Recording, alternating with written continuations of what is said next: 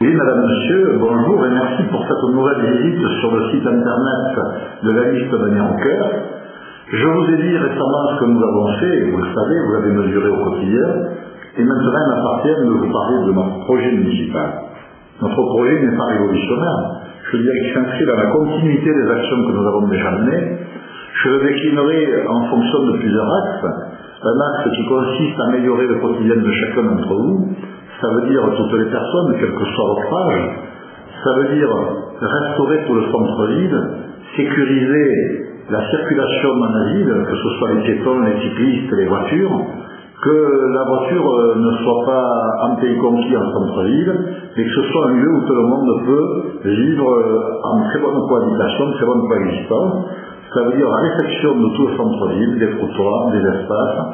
Ça veut dire aussi la création d'un grand parking, et j'ai été le premier à l'annoncer, avec l'acquisition du terminal de la gare, un parking à la gare actuelle, qui devrait permettre d'accueillir 250 voitures à peu près, et d'y prévoir une navette, mais une seule.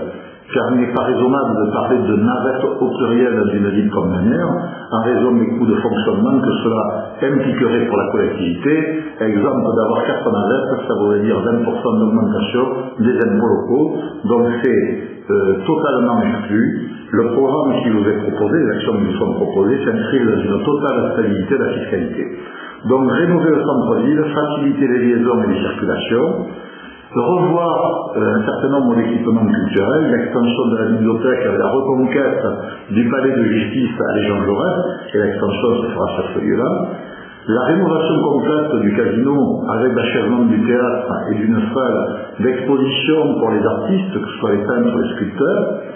Ça veut dire également toute une politique en faveur du logement, comme nous l'avons toujours fait, en utilisant, nous appuyant sur l'OPH, l'opération programmée de l'habitat, qui a été activée par la communauté de communes, qui devrait nous permettre de rénover un certain nombre de bâtiments et permettre à des personnes qui résident en périphérie de ville d'habiter le centre-ville, procédant ainsi à la réactivation du centre-ville.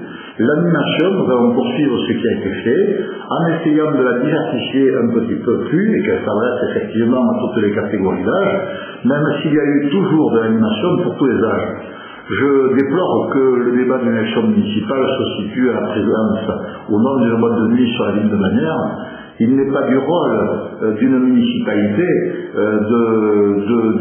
d'établir un climat purement festif. Nous avons un rôle éducatif en matière de culture, en matière de sport, et à ce niveau-là, les enfants de Bannière, quel que soit leur âge, peuvent pratiquer tout un tas de disciplines sportives, en culture, tous les instruments de musique, le théâtre, la danse, etc. Donc je crois qu'il y a Bannière tout ce qu'il faut, à condition aussi de vouloir trouver ce qu'il y a. Je crois que les revues municipales détaillent parfaitement tout ce que l'on peut trouver, où il faut s'arrêter. Nous essayerons de renforcer un petit peu cette communication institutionnelle et de renforcer plus globalement la communication. En tout cas, nous voulons travailler toujours pour une ville où les services publics seront aussi présents, aussi forts, et en particulier les services municipaux toujours performants et plus complets. C'est là notre ambition, mieux servir, que Bannière soit toujours la ville équilibrée qu'elle a été. Ville équilibrée, c'est un slogan que j'ai toujours employé, que certains aujourd'hui tentent peut-être d'usurper, mais chacun a le droit d'employer les mots qu'il veut. En tout cas, l'équipe et moi-même, nous serons à votre disposition, comme nous l'avons toujours été, à votre service, pour mieux servir, pour permettre à vos enfants de s'épanouir dans notre ville. Voilà la seule motivation qui nous anime. En tout cas, nous ne sommes pas les porte-drapeaux de tel ou tel parti politique.